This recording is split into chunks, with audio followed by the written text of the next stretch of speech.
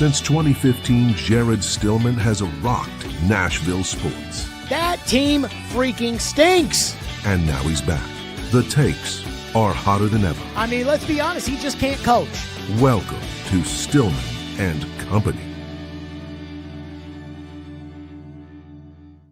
Stillman and Company on the 440 Sports Network here on the program, presented by Hiller Plumbing, Heating, Cooling, and Electrical on a Hot Take Friday. Of course, like and subscribe to the YouTube page at Stillman and Co. We are at 3,250 subscribers. We need to get that up. Need to get it up. So again, like and subscribe on this wonderful, wonderful Hot Take Friday.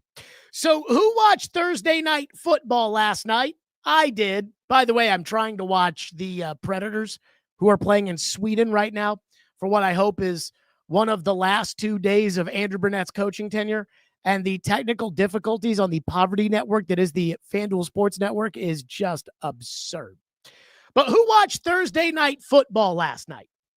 I watched Thursday night football last night. The great Mike Vrabel is now 9-2. Granted, they've played very few good teams, though they did beat the Bills and the Bucs. And I would say, as a Titan fan, even somebody who by the end thought it was time for Vrabel to move on, it has been a total kick in the dick to watch Mike Vrabel with a competent coaching staff and maybe the next Aaron Rodgers at quarterback dominate every single week, knowing the Titans don't even have a coach. And the coach they did have to replace the great Mike Vrabel was a total bozo and said things like, well, we couldn't complete passes because it was hot outside. And I'm like, oh, shit. Again, a real kick in the balls. Why? Because as we all know, the Titans need a new head coach, and there's nobody out there that brings that machismo and that resume and that sentiment that I think a lot of Titan fans and people around the country absolutely had, which was, the great Mike Vrabel will get it figured out in New England. And you have to give credit where credit is due. Because so far, the great Mike Vrabel has gotten it figured out somewhat in New England. So I had an epiphany last night when watching Thursday night football. As, again, I'm sure a lot of you all were watching Mike Vrabel on the sideline, and you hear Al Michaels and Kirk Herbstreit talk about how great the great Mike Vrabel is. And I get that. I get, but I was actually watching the Jets. And that's where my epiphany came from. After last night, I have a pretty good feeling who I think the next Titans coach is going to be. And I expect that person to be Matt Nagy, the offensive coordinator of the Kansas City Chiefs. Now, if you've been keeping up with the Las Jared big board odds, you know that I've thought for pretty much the entire time that Matt Nagy was the betting favorite, or at least the Las Jared favorite, in order to be the next head coach of the Tennessee Titans. But here's what hit me last night watching the game. Number one, for starters, I don't expect Matt LaFleur to get let go in Green Bay. And even if he does get let go in Green Bay, I wouldn't expect him to be the next Titans coach because I think he would take a better job. I think Matt LaFleur becomes the head coach of the Cincinnati Bengals, the head coach of the New York Giants, or maybe even the head coach of the Atlanta Falcons if they were to fire him in Green Bay, and I don't think he becomes the head coach of the Tennessee Titans. I don't think there's enough appeal for Arthur Smith, especially given the fact that the Steelers rank 29th in the NFL right now in offense. Now, I don't care about that because, again, when it comes to a head coach, I think you're looking for a leader more than you're looking for a schemer. But I know how it is. Again, people watch the games and they're like, oh, we have to get that offense. We have to get Joe Brady because Joe Brady is going to bring the Buffalo Bill offense, even though he's not bringing Josh Allen with him. But that's okay. I'm telling you right now, I'm pretty sure it's going to be Matt Nagy. Because last night, Justin Fields was playing quarterback for the New York Jets. They are paying him $20 million to be the starting quarterback in New York. Did you know that? And he went out last night, and he was 15 of 26 for 116 and a touchdown in a game they were trailing pretty much the entire time. And to watch him try to complete passes during a series and then to watch Drake Maye, it was night and day. Now, in fairness to Fields, he threw a beautiful ball down the sideline that hit A.D. Mitchell in the hands, and A.D. Mitchell didn't catch. But that's one throw. Justin Fields sucks. I think that needs to be discussed. I think it needs to be said on ESPN. I think it needs to be known across the football landscape. Justin Fields sucks. He has now made 53 starts as a quarterback in the NFL for 3 different teams, for 4 different coaches. And he is 16-37. He sucks. It didn't work in Chicago when Matt Nagy was the coach. It didn't work in Chicago when Matt Eberflus was the coach. He couldn't outplay Russell Wilson in Pittsburgh, and now I'm not even convinced that he's better than Tyrod Taylor, who is the backup in New York. I remember the outcry when Fields went down with an injury in training camp. Mike Greenberg could not contain himself. He was so upset. The national media, again, it's New York, but the national media, what are the Jets going to do? And I'm like, it's Justin Fields. Justin Fields sucks. Which takes me back to Matt Nagy. Look at this little nugget that came from Rich Cimini. He covers the Jets for ESPN. This was earlier today from Rich Cimini, in which he put out a tweet. He said, quote, "The Jets are averaging a league-low 139.9 passing yards per game.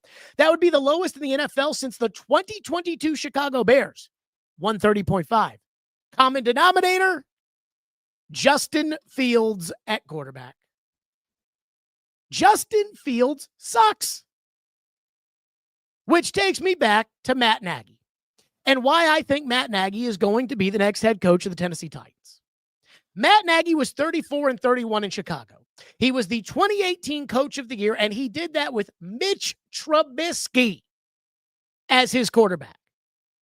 And when they moved off of Trubisky, Justin Fields was his quarterback. Trubisky and Fields made 58 of a possible 65 starts in Matt Nagy's tenure as head coach in Chicago. Away from Matt Nagy, by the way, Trubisky is 6-13 and Fields is 14-29. That is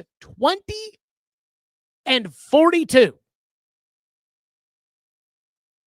When the Bears had Andy Dalton as quarterback, which is what Matt Nagy wanted his last year, he wanted Andy Dalton to be the quarterback, they were 3-3. Granted, that's not 13-3, but that's a whole hell of a lot better than what they were doing again with Mitch Trubisky and Justin Fields. And I think it's very easy to argue for Matt Nagy when you work off the premise that both of his quarterbacks in Chicago were absolute dog shit, Trubisky and Fields. And yes, part of the coach's job is to develop the quarterback. But do you think Mike Vrabel was ever going to get out of Will Levis what he's getting out of Drake Maye right now? And it should be noted, in Matt Nagy's final year in Chicago, with him firmly planted on the hot seat, they got eliminated from playoff contention. Justin Fields got hurt, and they won 2 out of their last 3. Why is that important? 1 start with Nick Foles, 1 start with Andy Dalton. Because like Mike Vrabel's last game against Jacksonville with Ryan Tannehill at quarterback, the Titans did not give up. And that is a sign as to whether or not the players are willing to be led by the coach, which tells me that in Chicago, they didn't give up on Matt Nagy. They just didn't have a quarterback. I heard WFAN in New York this week, and take that with a grain of salt because it's talk radio, but I heard them talk about the sentiment in New York is that Brian Daboll lost the locker room. And I don't know. I'm not there. Maybe. But I don't think Matt Nagy lost the locker room in Chicago. He just lost games with bad quarterbacks. And since he left Chicago, he's been back in Kansas City with Andy Reid. And so was Mike Borgonzi, which is the easy dot to connect. Because Mike Borgonzi knows how much Matt Nagy actually does. as far as the Kansas City operation is concerned. Clearly, Matt Nagy's important because he was important enough for Andy Reid to bring back and then later dump Eric Bieniemy so that he could make Matt Nagy the offensive coordinator again. And again, when it comes to what does Matt Nagy do in Kansas City, I don't know the answer to that. And neither do you. But guess who does? The general manager of the Titans. And Mike Borgonzi is all in on Cam Ward. I don't know if I heard it during the press conference last week or if it wasn't in the press conference, but I just got this sense. Just trust me on this. I walked out of that building thinking that Mike Borgonzi thinks Cam Ward is everything that you've seen Drake Maye become. Bad team the first year, not good coaching, elite talent, didn't look that good, and year 2, boom, league MVP candidate. I am convinced Mike Borgonzi thinks that is what Cam Ward is. The way I see Drake Maye play on these Sundays and yesterday on Thursday, and I'm trying to figure out what quarterback does he remind me of. And it hit me yesterday, the mobility, the accuracy, just how sweet the ball is coming out of his hands. He kind of reminds me of Aaron Rodgers. Now, he runs more than Aaron. Aaron was more fluid. I think Aaron was better throwing on the move. Drake is better at moving, period. But that's who Drake Maye reminds me of. He reminds me of Aaron Rodgers. So when I look at Drake Maye and I'm like, that looks like Aaron Rodgers. I am convinced after last week that Mike Borgonzi looks at Cam Ward and goes, that's going to be Patrick Mahomes. And Mike Borgonzi is smart enough to know his career is riding on Cam Ward. Amy Adams Strunk can bust on Cam Ward. She's going to remain the owner. Chad Brinker, again, the way everybody's making it sound, Chad Brinker's kind of helping Mike Borgonzi, but Mike Borgonzi's picking the players. So he could, in theory, put the blame if Cam Ward busts onto Mike Borgonzi. Mike Borgonzi has put his flag right there in the ground for Cam Ward. Again, I'm telling you that. So if Cam Ward ends up being a bust, Mike Borgonzi will be remembered as the general manager who drafted Cam Ward. And I can't explain why this is, that when it comes to general managers, we just remember the bad things they do. We never remember the good things. And we don't do that for coaches. We never talk about Kyle Shanahan as the dummy who traded 3 first-rounders for Trey Lance because he's a coach, and for some reason, coaches get their full resumes, they're weighed on the good and the bad. I mean, Mike Vrabel took a guard with the 11th overall pick. Mike Borgonzi has the experience of working with a coach whom he didn't hire, whom he didn't know, trying that out for year 1 with Cam, and it already has become an absolute unmitigated disaster because that coach he didn't know, that coach he'd never worked with, as we all know around here, is a complete and total boob. So what do you do? Again, there are a lot of people that are going to have their hands in on the cookie jar when it comes to naming the next Titans coach. They'll all pretend like they don't want to say, but they all want it. They all at least want a seat at the table. There's Amy, we all know. Kenneth and Barclay also own the team. There's Burke Nyhill, the team CEO. There's Adolfo Birch, who used to work in the league office. He's a part of the operation too. I believe he's the general counsel of the team. They'll want to have him in there. There's Bryce Wasserman, the son-in-law. There's Chad Brinker, the president. There's Mike Borgonzi, the general manager. But one person in that room is going to have to be the one that stands up to say, this is who I want to have be the coach. And that person is going to have to be able to convince Amy. And right now, I think Mike Borgonzi is the guy who's got the juice to be able to convince Amy, because I think Brinker's trying to stay out of it so that he can hang on to his whatever job it is that he does for as long as possible. And Mike Borgonzi's trying to make a move because he knows if the football team's not better and Cam Ward doesn't become a franchise quarterback, he's fired. So put yourself in his shoes. What do? Your ass is on the line. Your star quarterback, who again, you're convinced is a star. I'm not, but he is. Needs a fresh start. You go with the guy you know can coach. And Mike Borgonzi knows if Matt Nagy can coach or if Matt Nagy can't coach. He knows how much Matt Nagy was or was not a part of Patrick Mahomes' development. And he knows, probably by talking to Nagy himself, why it didn't work out in Chicago. And the biggest problem, they said, and I went back and read articles after Matt Nagy got canned in Chicago, and the biggest reason they said Matt Nagy was fired in Chicago was because he couldn't develop the quarterbacks. And that's true. But now I think we've had enough time to see both of those young quarterbacks Matt Nagy had, they fucking stink, no matter who the coach is. Again, Justin Fields for his career wins at a 30% clip. Mitch Trubisky, without Matt Nagy as his coach, wins at a 32% clip. They stink. And in Chicago, Matt Nagy won at a 52% clip with those two bums making 89% of the starts. So am I convinced that Matt Nagy's going to be a great coach for the Titans? No, I'm not. But there's an argument to be made for Matt Nagy. And I think it's a fair argument. Again, Justin Fields has had more opportunities than I think any other quarterback for some reason ever seems to get. Zach Wilson is not getting the extra opportunities that Justin Fields keeps getting. Justin Fields got drafted. First year wasn't very good. Fire the coach. Okay, that's normal. That happens for everybody.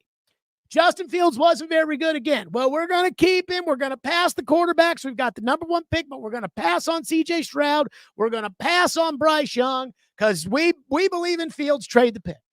The next year, they get the number one pick. Okay, we dump Justin Fields. He goes to the Steelers. He starts the first handful of games, then gets benched for Russell Wilson, who stinks.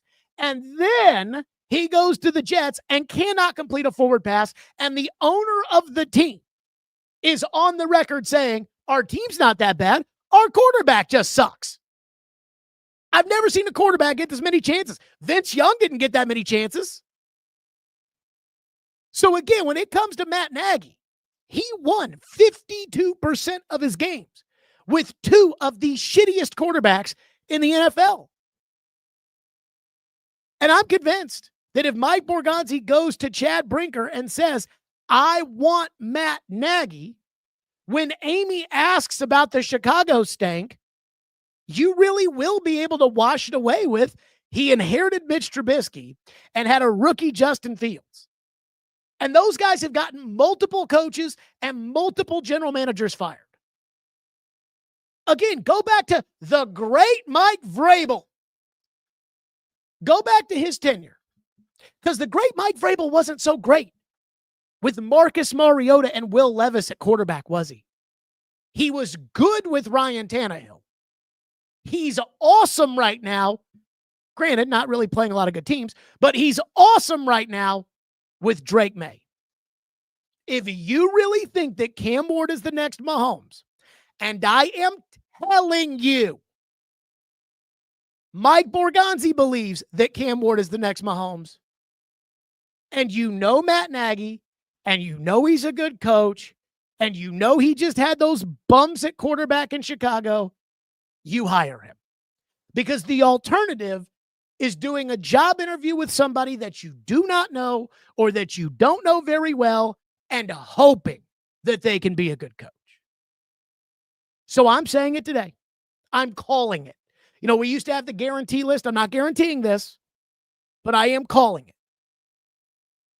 I believe Matt Nagy is going to be the next head coach of the Tennessee Titans.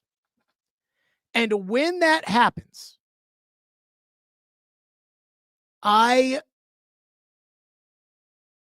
will give it a chance because Mitch Trubisky does suck, no matter who the coach is. And Justin Fields does suck. And he won some games with those two at quarterback. It's like if you won with Tua, I give you more points than if you win with Justin Herbert. Because Justin Herbert is good. And Tua is not. So that's the first thing. And boy, we got a loaded show to get to today. And I don't want to crap on Fridays because I'm glad you all are here. I'm glad you all are listening. And I don't ever take it for granted. Fridays in the digital realm, and I felt this way on the radio too, but Fridays are the day that get the least amount of play. And I feel like we just got loaded topics. And so there was another coach's name that came up that we have got to get to. And we'll do that here in just a second. But first, I got to tell you about Hiller Plumbing, Heating, Cooling, and Electrical. And I got to tell you about how much I love Hiller Plumbing, Heating, Cooling, and Electrical, and how great they are for my home and how they do a fabulous job taking great care of my home. They've been in business since 1990. They are family owned and operated. With 100% satisfaction of happy will be or the service is free. If a customer is not pleased with the work performed, Hiller will make it right. And I know this because I use Hiller at my home. They are fabulous. Learn more by going online to happyhiller.com. Professional, experienced, trustworthy technicians that come into your home and leave it clean and better than they found it. Care is the core value when it comes to Hiller Plumbing, Heating, Cooling, and Electrical, and they believe that when they care about others, everybody wins. They'll take care of the customer on every job, every time. That's Hiller Plumbing, Heating, Cooling, and Electrical, my guys. Proud supporters of the Preds, the Vols, and Vandy. That's Hiller. Call the Happy Face Truck today. Okay, topic number 2. Who saw this Lane Kiffin rumor come out of nowhere today in The Athletic? So in a big story written by Ralph D. Russo and by Bruce Feldman at The Athletic, they talk about all the things they're hearing as far as the college football carousel is concerned. And of course, the hot name on the college football carousel is Lane Kiffin. LSU wants Kiffin. Florida wants Kiffin. I don't know if Penn State wants Kiffin. You know, Kiffin's very SEC-ish. But everybody wants Lane Kiffin. I mean, I don't think Lane Kiffin's that good. I think he's good, but everybody wants Lane Kiffin. And apparently so do the Titans. Because according to The Athletic, quote, and again, this is amazing. I mean, just amazing. Quote, this situation seems to be trending in a positive direction for Rebel fans who would like to keep their coach. But one note of caution, they write. One industry source said there was at least a modicum of interest in Kiffin among decision makers with the Tennessee Titans. If you're watching the stream, I have underlined Tennessee Titans because I saw that and I'm like, the Titans? Now, let's take this with a huge grain of salt because number one, it is one industry source said there was at least a modicum of interest amongst decision makers with the Tennessee Titans. So this is not like a source is saying that the Tennessee Titans were absolutely interested in Lane Kiffin. You know, if you were to get something that's like, source, Titans will want Lane Kiffin, and you're The Athletic and you're writing that, you've got to, the way Joe Rexrode's explained it to me, you basically have to get that on the record from Mike Borgonzi, Chad Brinker, Berg Nyhill, or Amy Adams Strunk herself. That's it. If you're going to say that you know the Titans want him. This was an industry source, so that could be an agent, that could be another coach, that could be anything, said that there was a modicum of interest amongst decision makers with the Tennessee Titans. Now, here's the problem with the Titans, and we've talked about this 8,000 times. They have about 200 decision makers. So was it Amy that wanted Lane Kiffin? Was it Barclay that wanted Lane Kiffin? He gets a say. Kenneth? Did he want Lane Kiffin? Burke? Adolfo? Chad? Mike? Jared? I mean, who in the room was the one that was like, how about Lane Kiffin? And I looked up Lane Kiffin's salary today because this is where I know this is all bullshit. I looked up Lane Kiffin's salary today. Lane Kiffin makes $9 million a year. Lane Kiffin is going to get a raise. Even if he stays at Ole Miss, he's going to get a raise. And he knows he's going to get a raise because LSU is probably going to offer him $12.5 million. So what do? You take less money and you stay at Ole Miss, but taking less money is $11 million. So you leave $1.5 million on the table and you sign a contract at Ole Miss and you essentially get it fully guaranteed. So if they're going to fire you, it'll cost them $80 million. So they're not going to fire you. And then you hold a press conference and you say, this is home. And everyone's like, yeah. The Tennessee Titans aren't paying $9 million to a fucking coach. Are you out of your damn mind? They're not paying $10 million, $12 million. The Tennessee Titans are not paying that kind of money for a coach. They're just not. So again, what does this mean? That there was a modicum of interest amongst a decision maker with the Titans at some point. Is that like, yeah, they had a conversation and they say, you know what? What about Lane Kiffin? And they say, yeah, it didn't work out with Lane with the Raiders, and it didn't work out with Lane at USC, but that was 20 years ago. So that's all in the rearview mirror. And Lane seems to have his life in check. And Lane seems to be doing well at Ole Miss, and he's got that style of offense that, probably can't work in the NFL. But you know what? Let's see. How much money does he make? $9 million. Moving on. The Titans are not going to outspend SEC schools for a head coach. They're not going to do it. Not while they're still paying Brian Callahan and Rand Carthon, and they'll probably have to pay other people too. So I saw this Lane Kiffin thing today, and of course the internet ran away with it like, Lane Kiffin to the Titans. And I'm like, I mean, how? $9 million a year in college. You've got it rolling. Lane's going to win 8 to 10 or 11 games every year at Ole Miss. If he has one slip up, he's fine. Why would you come to this shit show? Especially when they're not going to pay you what you would get at Ole Miss. So I don't think anybody's taking much of that. Again, it was a whole long article, and it was one little snippet.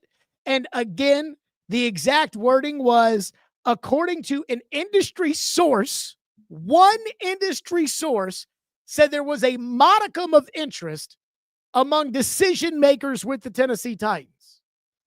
Again, I ask, who are those decision makers? Like, is it Kenneth? Is it Adolfo Birch, who was like, oh yeah, what about Lane Kiffin? By the way, I mean, I've got a friend who's an athletic director that 2 or 3 years ago was looking for a college football coach. And we had conversations, leading up to the hiring of the coach. And the conversations were like, well, what about this guy? What about that guy? What about this guy? What about that guy? Same when he went to hire a basketball coach. We had conversation. What about this guy? What about that guy? What about this guy? Well, but what about that guy? I mean, is that what they did? And I'm sure, as far as the Titans are concerned, that they will always be having the conversations about what about this guy? What about that guy? What about this guy? What about that guy? Again, I'm shocked. I still don't think Matt LaFleur is going to get fired in Green Bay, but I was at least a little shocked at the idea that this was even being discussed. I watched the game Monday night, and I'm not a Packer fan, and I don't live and die by it, but it's not like I turned off the TV on Monday night and thought, boy, they're going to fire that coach. It was only the next morning when I saw he got asked about his job, and the guy who asked him in The Athletic said he's on the hot seat and all that stuff. I sat there and I was like, wait a minute, holy shit, he's in trouble? Really? And I just don't think Matt LaFleur is going to get fired. But if you're the Titans, again, don't you have to have those conversations in the office? Hey, what about Matt LaFleur? What do we think of him? Hey, what about this coordinator? What about that guy? What about... That's what I think must have happened. The idea that the Tennessee Titans fired Brian Callahan, and there was actually consideration that they're going to go hire Lane Kiffin, and they're going to pay Lane Kiffin either equal to or in the ballpark of what he would make from any of these SEC schools, is laughable. I always tell people this, and the Jets are a great example of this. When it comes to the NFL, it pains me how many people are put into positions of power and make money and are revered in their cities and are treated like gods who are so incompetent. And nobody's more incompetent in the NFL than the owner, with the exception of one place, Philadelphia. And he knows when to get in and when to get out. Everybody else, these owners are fucking stupid. And this is what happens is, instead of, using a vast network of people to find the right coach, they end up watching TV one day saying, I like Lane Kiffin. Let's go get him. But I saw that report and I was like, that's going to get a lot of those fans down here, the SEC fans. They're like, oh, my God, Jared, we got to go get Lane Kiffin. Okay. Easy there. I don't want to talk about quarterbacks, though, here for a second. Because, again, I know Mike Borgonzi thinks Cam is the guy. Again, I am convinced that Mike Borgonzi thinks Cam Ward's going to be the next Patrick Mahomes. The same way Louis Riddick was on TV before the draft saying, when I watch him, I see Patrick Mahomes. I think Mike Borgonzi thinks Cam's going to be the next Mahomes. I don't think that, but he thinks that. But again, I think we need to have an intellectually honest conversation because this won't happen, but it should be discussed. And that is, what about the quarterback and what about the quarterbacks in the draft? Mel Kiper Jr.'s latest big board is up. He's got the number one player in the class being Dante Moore of Oregon. Now, I'm under the impression that Dante Moore is going back to school. But if everybody thinks you're going to be the number one pick in the draft, I get it. I watched Fernando Mendoza on Saturday against Penn State. He looks the part of a top pick in the draft. Again, not a Drake Maye type prospect, not a Caleb Williams type prospect, more like a Jared Goff type prospect. Mel's got him number 2. And Mel has Ty Simpson, the quarterback out of Alabama, at number 5 in the draft. And so I have no idea where the grades, how they stack up year over year. How do they compare to C.J. Stroud and Bryce Young? How do they compare to Caleb Williams, Jaden Daniels, Drake Maye? How do they compare to the top of the 2021 class with Trevor Lawrence as a prospect? I have no idea where these grades are going to come in for Dante Moore, Mendoza, or Simpson. I'm not Mel Kiper. But if one of those 3 guys profiles to be a superstar quarterback, like Drake Maye, like Jaden Daniels, like Caleb Williams, like Trevor Lawrence, like Joe Burrow, when those guys were coming out of college, NFL executives thought these guys profile as stars. Don't you at least have to consider it? Don't you at least have to think about it? Don't we at least have to have the discussion that Cam Ward needs to go out there and he needs to go do something the rest of the season so that we don't have to have a discussion about Dante Moore, Fernando Mendoza, or Ty Simpson? And I know many people are going to say, no, Jared, you can't. You just drafted Cam Ward. And this is where I'm going to use the example of Drake Maye for a second. I don't know if you people remember this. I don't know if you people were listening to the show, watching the show, whatever you want to call it back then.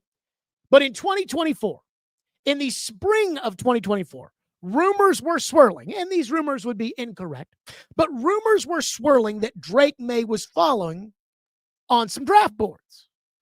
Now, we all know in hindsight that the Patriots were dead set on Maye at 3, and the Giants at 6 were dying to get up to 3 for Drake Maye. So he would have never fallen to the Titans at 7. But there was talk, again, just pre-draft rumors, that Drake Maye was falling on some draft boards. And I asked the question, I said, what do you do if you're the Titans and Drake Maye falls to 7? And the amount of people in the spring of 2024 that were all sitting there saying, why would you do that when you have Will Levis?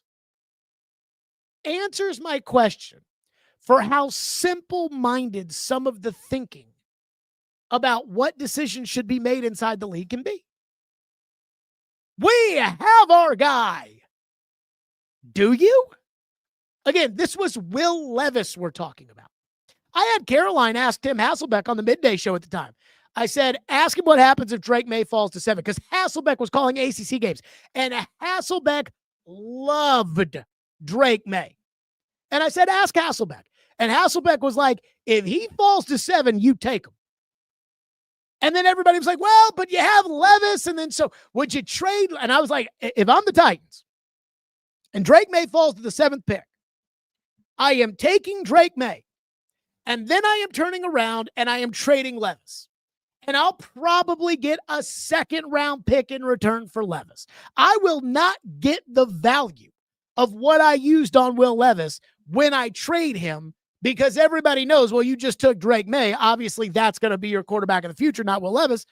But I'm going to take the better quarterback, and I was convinced the better quarterback and the better quarterback prospect was Drake Maye.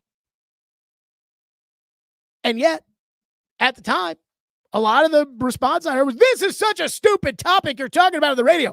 I mean, why in the world would you take Drake Maye when you have Will Levis? And there's another thing I completely disagree with, which is, and this happens, it feels like every year in Titanland, you have to give so-and-so a chance. You told me I had to give Rand Carthon a chance after I could tell within his first 3 months of being general manager, the guy did not know what the job entailed. You all told me we have to give Brian Callahan a chance with a quarterback who's not Will Levis. Well, you gave Brian Callahan a chance, and because of it, you've already set Cam Ward back. So now you're going to tell me, well, you have to give Cam Ward a chance. Cam has 17 games, and then you have to decide what you think he is and how he compares to what's out there. They won't do that, but they should. Again, I call this throwing bad money or throwing good money after bad. The idea that you can't fire Rand Carthon even though everything he's done has been so stupid because you have to give him a chance. Why? If I could tell right away that the guy didn't know what he's doing, why do I have to give him a chance? Why do I have to give Will Levis a chance? Why do I have to give Brian Callahan another chance? I don't have to give anybody a chance. This is the NFL. Life's not fair. Again, we live in a place where you get fired if you win. Mike Mularkey won and he got fired. John Robinson won and he got fired. But I have to give Cam Ward a chance? I'm sorry.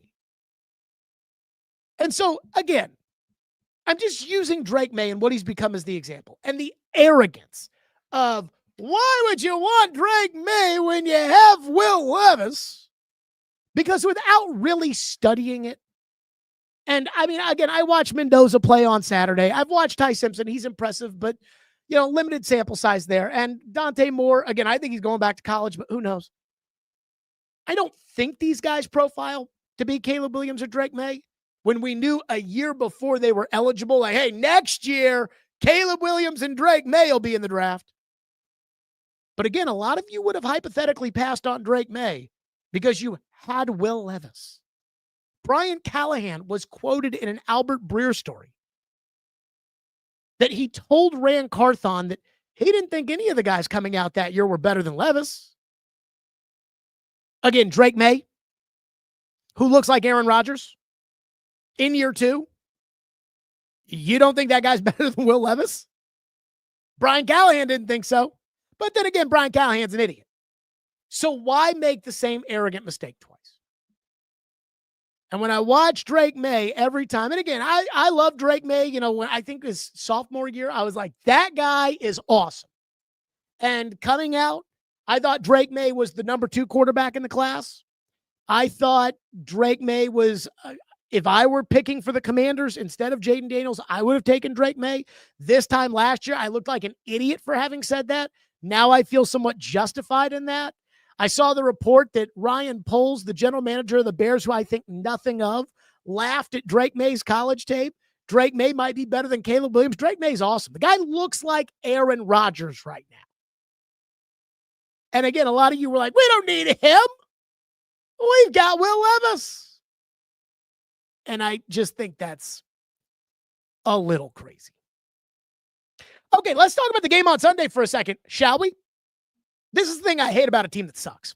When the Titans are good, it's fun to be on the air and talking about, is Tennessee as good as Baltimore? Is Tennessee as good as Kansas City? What has to happen for the Titans to win this week? What did the coach say? What did the quarterback say? And when they suck as bad as they've sucked this year, and they sucked last year, and they sucked the year before that, it kind of sucks the fun out of talking about the games. I mean, I, again, talked to a buddy of mine who does a Viking show, and he was like, yeah, it just, he's like, it's just not as much fun when the team stinks. And so here's what I think about the game on Sunday, if I may. The line opened at Houston -6.5. Since it has shrunk to Houston -5.5. Now, that is because Davis Mills is going to start at quarterback. CJ Stroud is out with a concussion. Now, I think Houston's pretty shitty, but they do surprisingly have the NFL's #1 defense. And if you've got the NFL's #1 defense and you're playing the worst offense, you're probably going to lose, no matter who Houston puts at quarterback. Like, I'm convinced Houston could sign a guy off the street right now, and I don't even know who's available, but they could sign a guy off the street, play him on Sunday, and win the game because they have the #1 defense and the Titans have the number 32 offense. So let's just assume that the Titans are probably going to lose or that it would be a massive upset for the Titans to pull this game off. So what are we actually watching for on Sunday? I mean, I would ask, are we watching the game? I know the people of Chattanooga, Memphis, and Knoxville can't watch the game. But here's what I'd like to see from the Titans on Sunday. I'd like to see good defense that keeps Houston, somewhere around 17 offensive points. And I'd like to see solid offense that shows improvement, that picks up some first downs, that doesn't turn the ball over much, that just gives the team a chance to win the game. Again, I don't need the defense they played against the Chargers, where they get a pick six and a punt return for a touchdown, but solid defense and much better offense. And in the end, I'd like to see the Titans lose on Sunday, something like 23-20. Don't think it'll happen because I think the Titans are that bad, and I think they're that directionless. But I would like to see a game on Sunday where the Titans are legitimately in the game, where the second half is not some boring trudge to the finish, and they lose because in the end, the other team just had a little bit more talent. They lose because Cam Ward gets the ball back with 3 minutes and 28 seconds to go, and Cam drives them down the field, and on 4th and 2, they throw a pass, and it's incomplete, and the referee said that it wasn't pass interference, but Okonkwo got tackled before the ball got there, and we all saw it, and the Titans got porked by the referees. That's what I'd like to see. I'd like to see some improvement. Because the last thing I need is I need the Titans to stop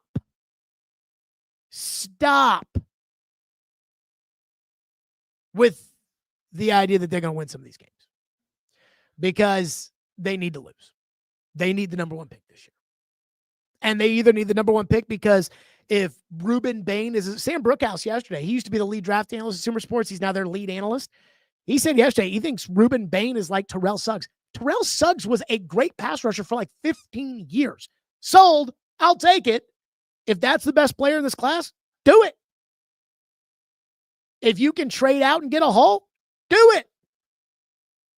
I mean, I think that, again, I want the pole position. Now, last year, I celebrated getting the #1 pick because I was like, well, you're either going to get the best player or you're going to get a massive trade for the best player. So the ball's in your court. And then they took Cam Ward, who I'm not convinced is the best player, and I don't think he's very good.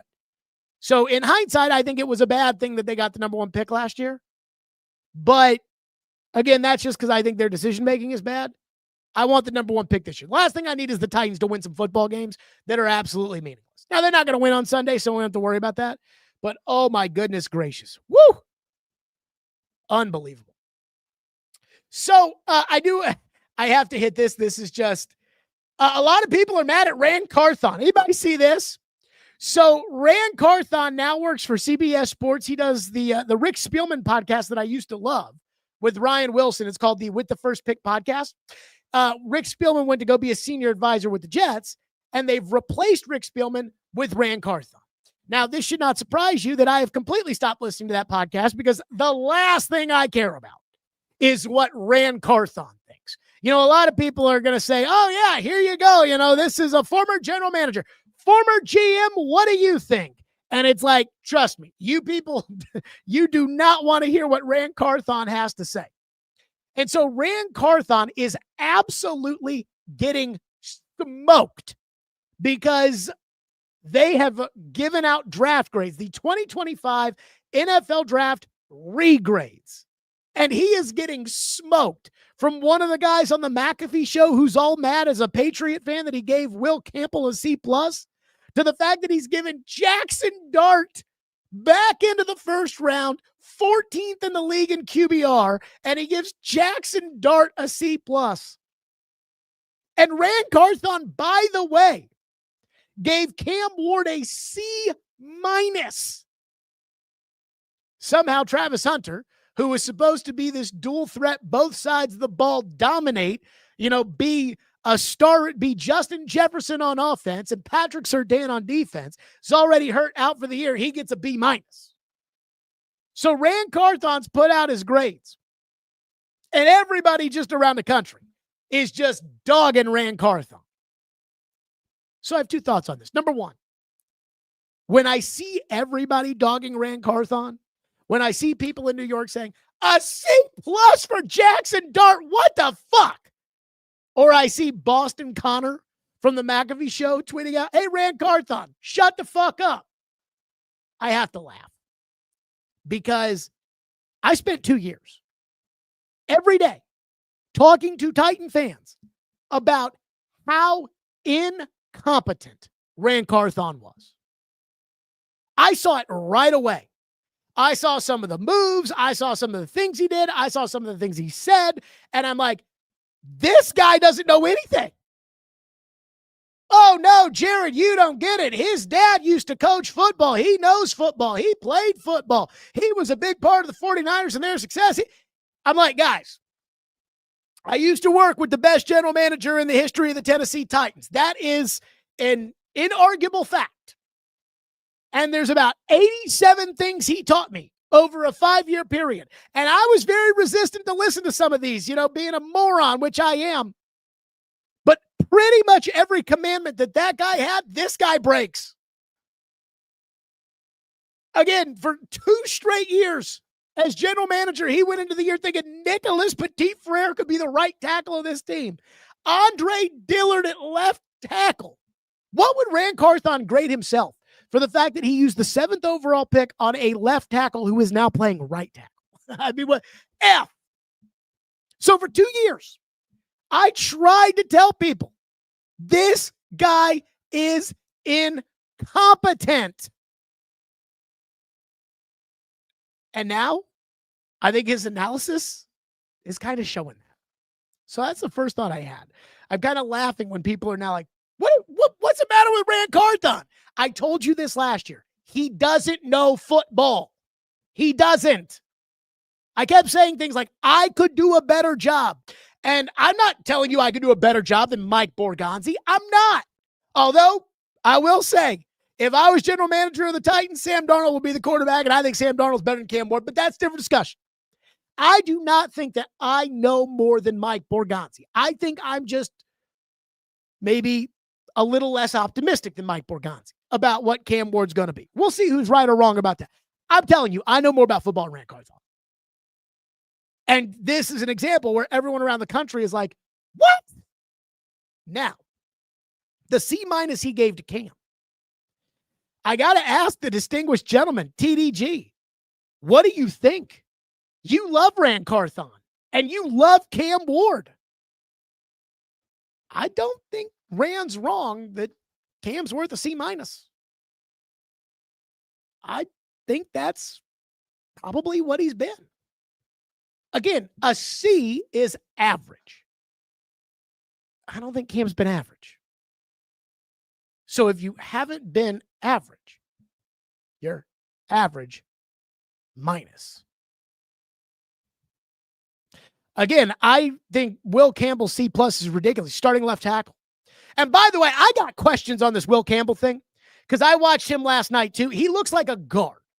Like, that's why Myles Garrett dominated him. Now, Myles Garrett dominates a lot of people, but he's got the short arms. And when I look at the body type, I see a guard. I'm like, I see this guy, and I'm like, I think he's a guard. I have to somebody has to ask Vrabel. They never will. But, Lord, I wish they would. Why is it that Will Campbell with short arms can play left tackle, but Peter Skoronski couldn't? Can somebody get Vrabel to answer that question for me? Again, that's just a personal thing, I guess. But that I couldn't tell you. So, again, Rand Carthon just getting crushed. And I think it's a little funny. Okay. I want to hit on this because I got to say this has gone on longer than I thought it was going to go on. So this YouTube TV ESPN nightmare is a real problem for people that have Sunday Ticket. I have Sunday Ticket through YouTube TV. Because I do it through YouTube TV, I get $100 off. And apparently, if you cancel YouTube TV to go sign up for another service, you lose Sunday Ticket. Now, I've got Sunday Ticket also, like it's on YouTube as well. But the problem with YouTube, as opposed to YouTube TV, which my dad can never figure out which one he's clicking, YouTube or YouTube TV. But the problem with YouTube versus YouTube TV is if you're on YouTube, you don't get the local game. So, like on Sunday, I'm going to have to watch Sam Darnold take on the Rams. But I also have to watch the Chiefs and the Broncos because I think that's going to be a good game too. So I'll use the multi-view. Well, you can't watch the local game in the multi-view on YouTube. You can on YouTube TV. So if you are a Sunday Ticket holder, you're really porked. You can't just go get another streaming. I guess you could. You don't want to just go get another streaming service, but you can't get rid of the one you have now.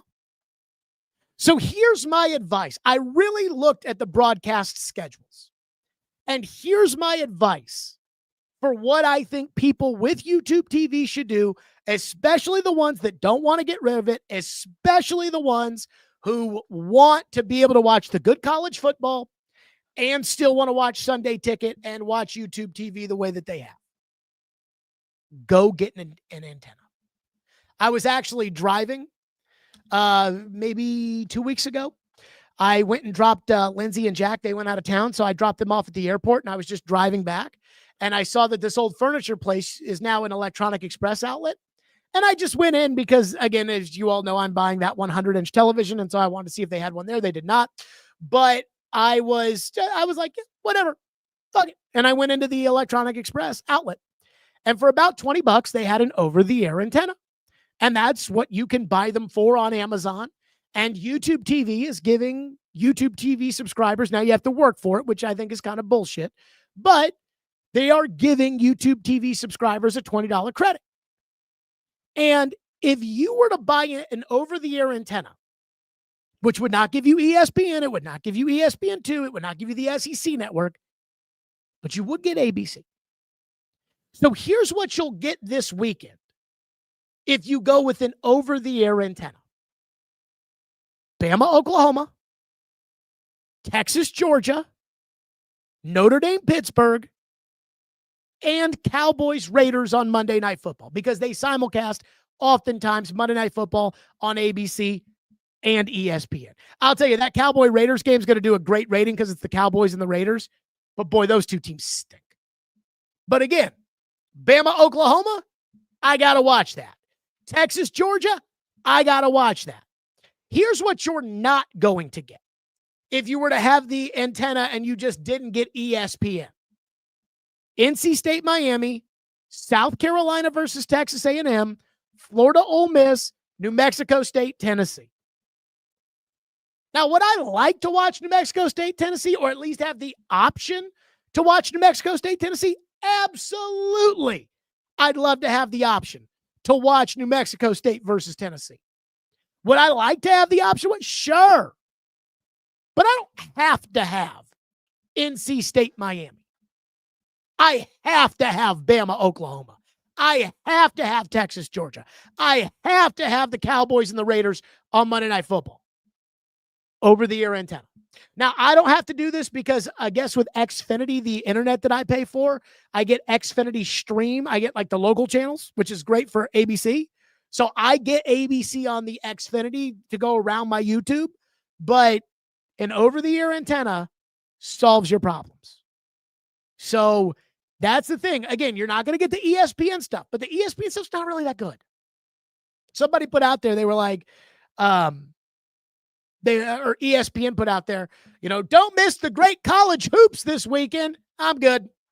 Don't need college hoops this weekend. I need Bama, Oklahoma football. I need Texas, Georgia football. I can do without the basketball. Although I did watch basketball the other night. Louisville beat Kentucky. Way to go for them.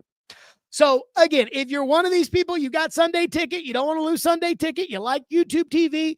Again, I don't know how much longer this fighting is going to go on. I think $30 million a week that ESPN is losing or Disney is losing by not having ESPN on YouTube TV. I'm just here to tell you, when it comes to this weekend in particular, because I don't know how much longer this is going to go on, when it comes to the ESPN YouTube debate, just get an over-the-air antenna. It's $20. It's roughly the same amount as the credit you're getting from YouTube TV. And if you get the over-the-air antenna, you still keep your YouTube TV Sunday ticket, and you get Bama, Oklahoma, and you get Texas, Georgia, and you get Notre Dame, Pittsburgh, and you get Cowboys, Raiders, Monday Night Football.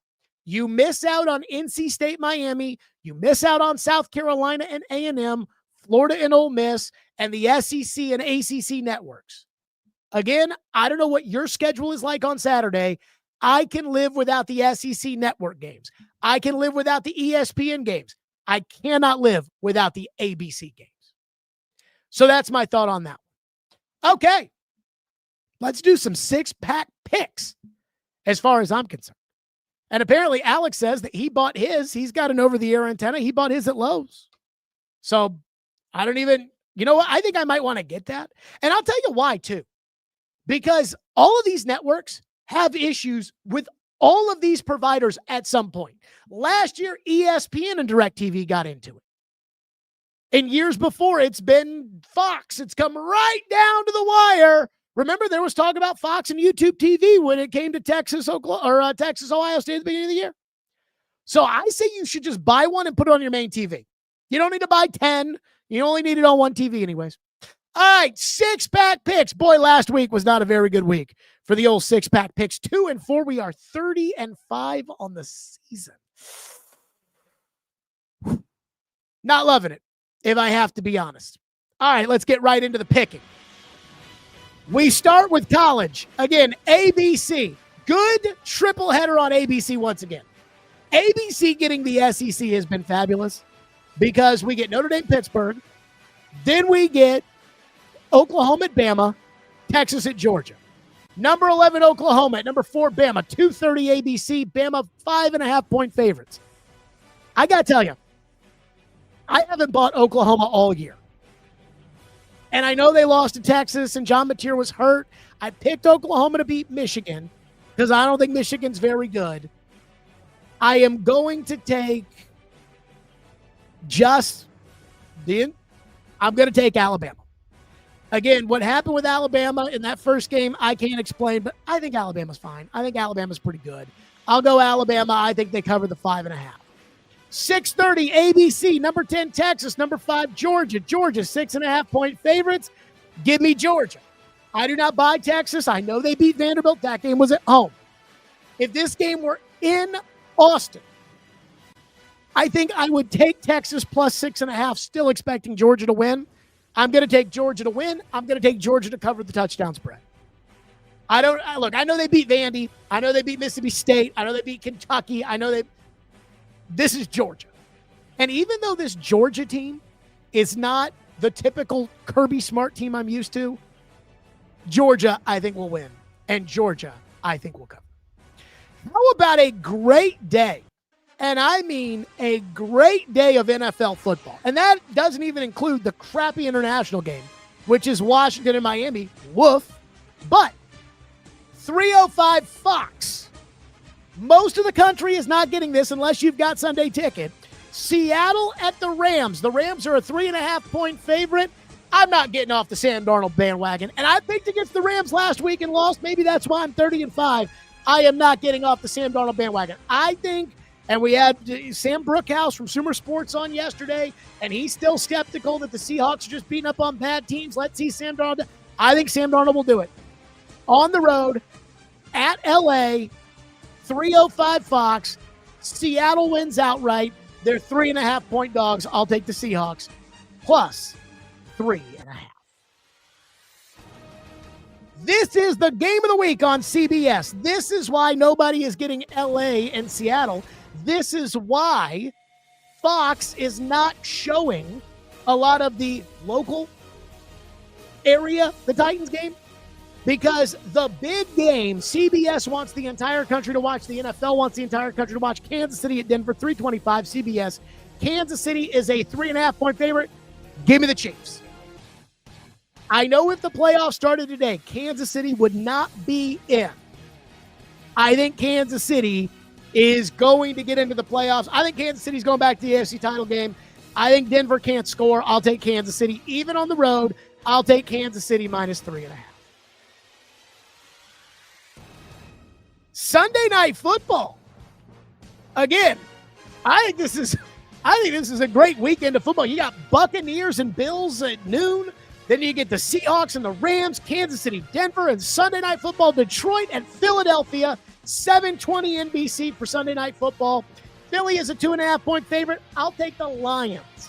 I think the Lions are humming, and I think Philly is all discombobulated, and I think a lot of that is A.J. Brown's fault.